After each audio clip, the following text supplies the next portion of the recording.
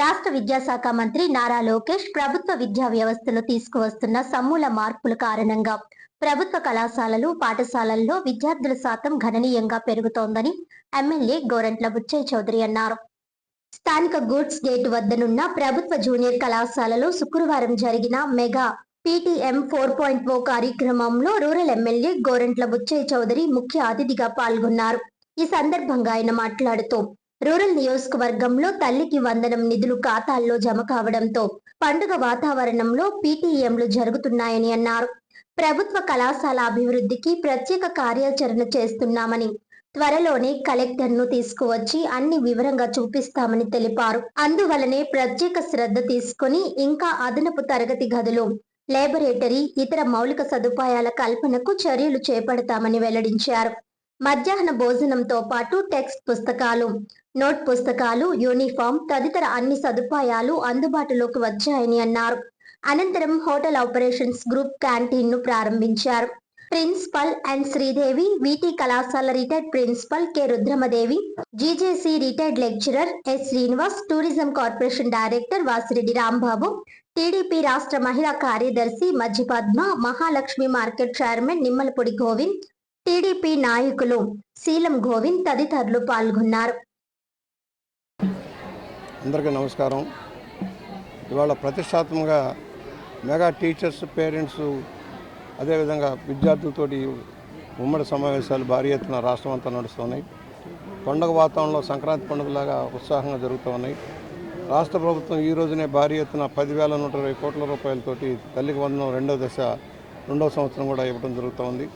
మాట తప్పలేదు, మడం తప్పలేదు. ఇది కాకుండా ఈ సంవత్సరం అదనంగా ఎవరైతే ఆశా వర్కర్లు, అంగన్వాడీ వర్కర్లు, తక్కువ వేతనాలు కలిగిన కుటుంబాలకు కూడా పెన్షన్ తల్లికి వందనే వాళ్ళు నిర్ణయించారు.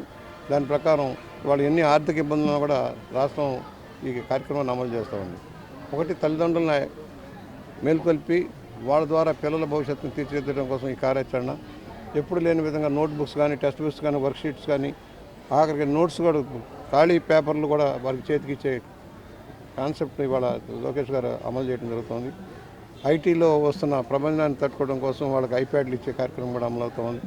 మధ్యాహ్న భోజనం, జూనియర్ కాలేజీల్లో మధ్యాహ్న భోజనం కూడా మంచి భోజనం పెట్టే కార్యక్రమం. తల్లిదండ్రులకు ఎలాంటి ఇబ్బంది లేకుండా ఈరోజు ఈ కార్యక్రమం అమలవుతుంది. ఇవాళ రాష్ట్ర వ్యాప్తంగా మన నియోజకవర్గంలో దాదాపుగా 55 కోట్ల రూపాయలతోటి ఈ కార్యక్రమం అమలవుతుంది. 55 కోట్ల రూపాయలు ఇవాళ వాళ్ళ ఖాతాలో పడుతున్నాయి. జూనియర్ కాలేజీలో ఉన్న పిల్లలు కూడా ఈ జూనియర్ కాలేజీలో వాళ్ళ సౌకర్యాలు మెరుగుపరచాల్సిన అవసరం ఉంది. సరేపల్లి రాధాకృష్ణ గారు పనిచేసిన ఈ కళాశాల తక్కువ విస్తీర్ణంలో ఎక్కువ మంది పిల్లలు, 1400 పిల్లలు వివిధ ప్రాంతాల నుంచి వచ్చిన పిల్లలు ఉన్నారు.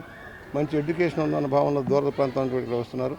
దీని మెరుగైన సౌకర్యాలు మెరుగుపరచాల్సిన అవసరం ఉంది. దానికోసం ప్రయత్నం జరగాలి గట్టిగా. ఆగిపోయిన టాయిలెట్లు కంప్లీట్ చేయాలి. ఈ 2-3 రోజుల్లో కలెక్టర్ గారిని తీసుకొచ్చి ఈ కార్యక్రమాన్ని చూసి దీనికి ఎలాగైనా సరే నిధులు ఇచ్చి పుష్కరాల లోపల దీన్ని కంప్లీట్ చేసే బాధ్యత.